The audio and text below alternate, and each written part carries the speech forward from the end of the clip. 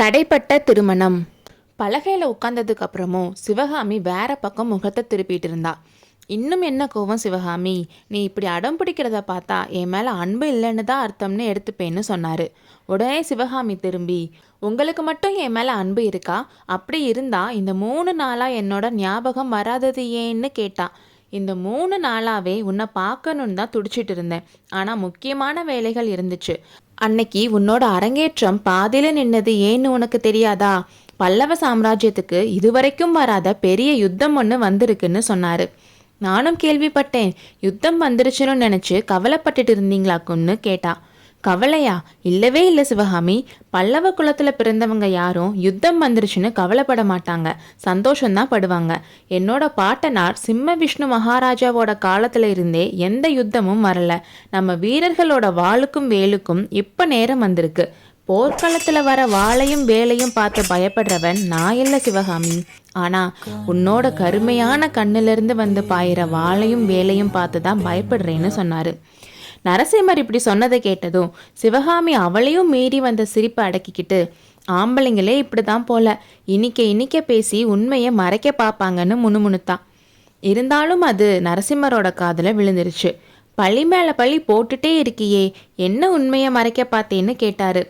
பின்ன நீங்க யுத்தத்துக்கு பயப்படுறவர்னு நான் சொன்னேன்னா, நீங்க எவ்வளோ பெரிய வீரர்னு எனக்கு தெரியாதா? யுத்தம் வந்தனால கல்யாணம் தடைப்பட்டுருச்சாமே, அதுக்கு கவலைப்படுறீங்களான்னு கேட்டேன். கல்யாணமா? யாருக்கு கல்யாணம்? ஓ, உங்களுக்கு தெரியாதா? நான் சொல்லட்டுமா? காஞ்சி மாநகரோட சக்கரவர்த்தி மகேந்திரவர்ம பல்லவர் இருக்கிறாரோ இல்லையோ, அவருக்கு நாடெல்லாம் புகழ் பெற்ற மாமல்லர்ன்ற மகன் இருக்காரு. அவருக்கு திருமணம் பண்ணுறதுக்காக மதுரைக்கும் வஞ்சிக்கும் இன்னும் நிறைய நாட்டுக்கும் தூதர்கள் அனுப்புறதா திட்டம் இருந்துச்சாம். அப்பதான் யாரோ பொல்லாத அரசன் படையெடுத்து வரனால கல்யாணத்தை தள்ளி போட வேண்டியதா போச்சு. இதெல்லாம் உங்களுக்கு தெரியாதுல்லன்னு கேட்டான். இதை கேட்டு நரசிம்மர் சிரிச்சாரு. இதுக்கு தான் இவ்வளோ பாடுபடுத்தினியா? நான் பயந்தே போயிட்டேன். ஒருவேளை உனக்கு தான் ஆயனர் திருமணம் நிச்சயம் பண்ணிட்டாரோன்னு. அப்படி ஏதும் இல்லையே. ஏன் இல்லை? என் அப்பா கூட அடிக்கடி கல்யாணத்தை பற்றி பேசிட்டு தான் இருக்காரு. அவர்கிட்ட சிற்ப வேலை கற்றுக்கிட்ட சீடர்களில் ஒரு நல்ல திறமையான பையனாக பார்த்து கல்யாணம் பண்ணி தர போகிறாரான்னு சொன்னான். ரொம்ப சந்தோஷம். உன் அப்பா நிஜமாவே அப்படி சொன்னாரா? அவரை பார்த்து கண்டிப்பாக என்னோட நன்றியை சொல்லணும்னு சொன்னார். இந்த மாதிரி நரசிம்மர் சொன்னதும் சிவகாமிக்கு ஒரு மாதிரி அதிர்ச்சியாக இருந்துச்சு. குரலும் மாறி போச்சு. ஆனால் நான் அதுக்கு சம்மதிக்கலை.